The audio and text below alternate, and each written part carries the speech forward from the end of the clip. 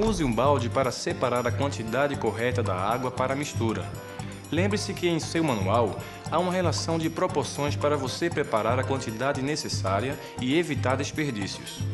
Adicione lentamente a massa de gesso, polvilhando sobre a superfície da água. Deixe o pó absorver a água por cerca de 1 minuto, ou até ele ficar totalmente molhado. Misture com o auxílio de um agitador por cerca de 3 minutos, ou manualmente, por cerca de 5 minutos, até obter uma pasta homogênea e sem caroços. Após preparada e aplicada, a massa de gesso leva 10 minutos para secar ao tato. Para lixamento são 12 horas. Para selar, deve-se seguir recomendação do fabricante do fundo preparador de parede ou do selador. E para a pintura, segue-se a recomendação do fabricante da tinta. Outra dica: nunca aplique a massa de gesso em dia de chuva. Veja na obra como se deve fazer. Aplicação da massa de gesso. Em alguns casos, o cliente quer dar uma caprichada no acabamento de sua casa ou apartamento. A nossa casa popular está quase pronta para ser entregue e nós vamos aproveitar para dar uma embelezada nela com algumas técnicas de acabamento. O que vamos fazer é aplicar a massa de gesso, não como rejunte ou reparo dos blocos, mas como acabamento mesmo. Para isso, é preciso que as paredes estejam curadas. A cura de uma divisória de gesso leva 24 horas. Vamos ver com os nossos colegas como se aplica essa massa. Vem comigo. E aí, João, vamos começar? Fala pro pessoal qual o primeiro passo. O lixamento. Exato. Vale dizer que toda a superfície deve ser lixada sem exceção. Então, mãos à obra.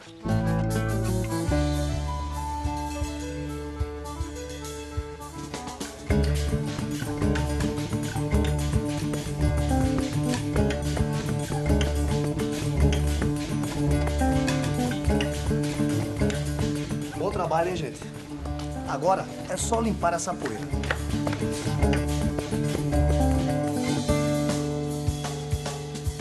Limpe a superfície da parede com um pano semi-úmido. Elimine as partes soltas com a ajuda do desempenho de aço. Antes da aplicação da massa de gesso, é necessária a aplicação de um fundo preparador ou selador sobre as divisórias de gesso. Isso facilita a aplicação da massa e evita defeitos futuros, como bolhas ou manchas. Como dissemos anteriormente, as paredes ou os tetos executados com os pré-moldados de gesso, que são os blocos e as placas, apresentam junções com filetes de cola ou desencontro dos elementos. Por isso, nós lixamos e aplainamos a superfície da parede. Você tem que obter uma superfície fosca com porosidade e rugosidade uniformes.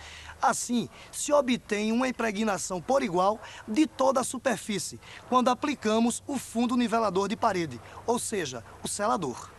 De preferência, a aplicação do selador deve ser realizada em seguida ao lixamento, para evitar que se sujem as superfícies já lixadas. A massa de gesso pode ser aplicada em toda a superfície da parede por razões estéticas, ou em pontos isolados para a correção de pequenos defeitos, irregularidade, etc. Ela deve ser utilizada apenas em superfícies internas. Para aplicar a massa, você vai precisar do desempenho de aço e réguas. A execução do acabamento da massa de gesso envolve as operações de espalhamento e alisamento sobre a superfície e deve ser feita da seguinte maneira. Com o auxílio do desempenho de aço inoxidável, espalhe a primeira camada da massa de gesso, procurando cobrir toda a superfície. Assim que a primeira camada perder o brilho superficial, aplica-se a segunda camada, procurando corrigir toda a superfície e deixando a parede em condições de lixamento. Por tratar-se de um produto que tem qualidades semelhantes à massa PVA tradicional, os pintores profissionais treinados fazem a aplicação da massa de gesso sem nenhuma dificuldade. A massa de gesso não apresenta retração, por isso pode ser aplicada com réguas para nivelar as superfícies, ou seja, ela pode ser aplicada bem grossa, sem apresentar rachaduras. Depois de lixada, a parede pode ser pintada normalmente. Além da pintura convencional, a massa pode receber um tratamento em textura. É o que veremos agora. A massa de gesso como textura.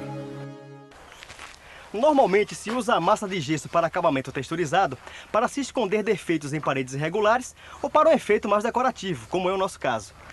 Antes da aplicação da massa de gesso como textura, nós usamos aqui um selador acrílico nessa parede. Acompanhe com o nosso colega. A aplicação da textura pode ser feita com um rolo de espuma rígido, desempenadeira, espátula e etc., dependendo do efeito que se deseje. 24 horas após a aplicação da massa de gesso, recomenda-se a aplicação de selador acrílico antes da pintura para se evitar manchas na mesma. Para finalizar, recomendamos a aplicação de 2 demãos de tinta de acabamento para melhorar a proteção e dar o colorido desejado à textura. Para baixo relevo, se aplica uma massa de gesso mais diluída. Para alto relevo, mais consistente.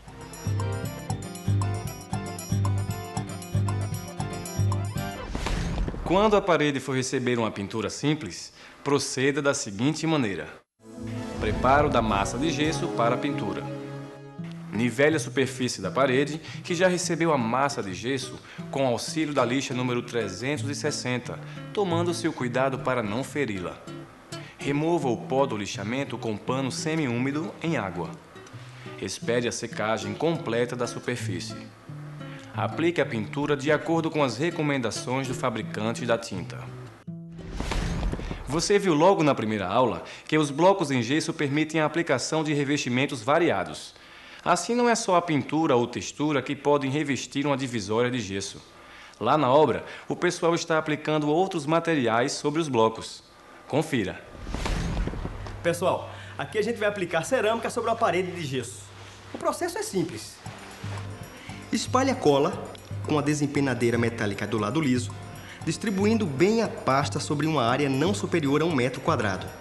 A seguir, passe a desempenadeira metálica com o lado dentado sobre a camada, de 13 mm a 4 mm, formando os sulcos que facilitarão a fixação e aprumo das peças cerâmicas. Assente as peças cerâmicas, que devem estar secas, de baixo para cima, sempre pressionando com a mão ou batendo levemente com um martelo de borracha.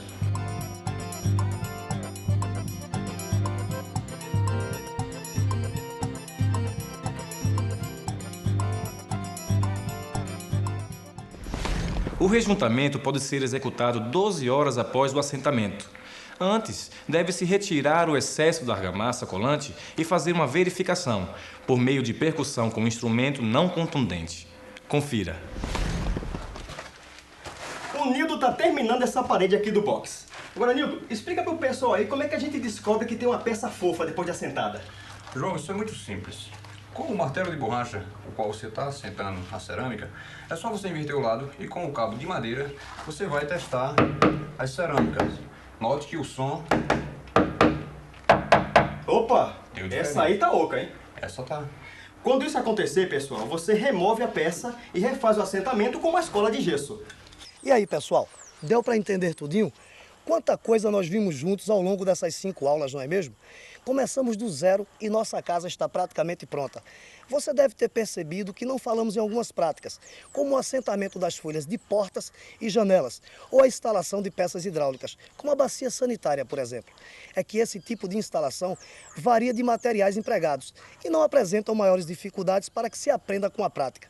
Por isso, deixamos algumas dessas tarefas para que você aprenda com os mestres e colegas mais experientes. Não é isso, João? É isso, Antônio. Quem quer aprender tem mesmo é que perguntar. Afinal, ninguém nasce sabendo tudo, não é verdade? E para vocês eu tenho um último recado. Toda e qualquer obra só pode ser considerada terminada após um pequeno detalhe: a limpeza. Então, gente, vamos lá e mãos à obra! Mãos à obra.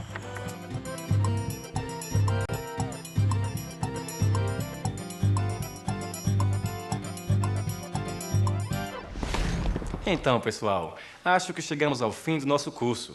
Mas não fique triste, porque ainda nos encontraremos na última aula, que trará uma revisão geral.